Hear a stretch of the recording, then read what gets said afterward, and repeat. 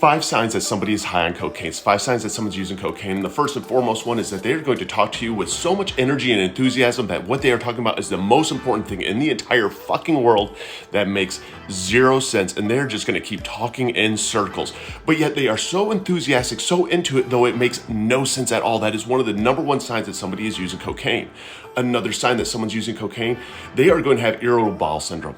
They are going to constantly be going back to the bathroom, or they're going to be going wherever they use at, whether it be their truck, wherever it is where nobody else is around, and they're going to constantly be going back because you can't just have a couple lines.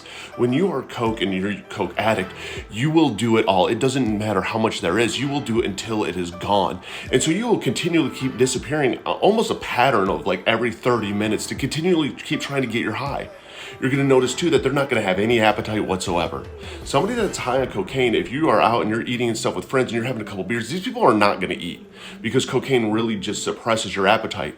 Another thing that you will notice though is that they're going to have mad dry mouth and they're going to constantly be drinking water because coke ends up locking up your jaw. It dries out your whole mouth and you're going to end up constantly drinking a ton of water because you're sitting there just yapping about fucking nothing, thinking that it's so important in the world.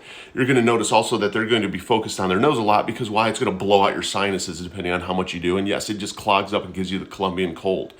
The biggest thing of all though is they are going to be moody motherfuckers. You're going to have somebody that will go from just the biggest energy, the most excitement, just the friendliest, just excited about life person to in about 30 minutes, all of a sudden you start noticing that they start getting a little bit depressed. They're not as big mood energy. It starts to fade away.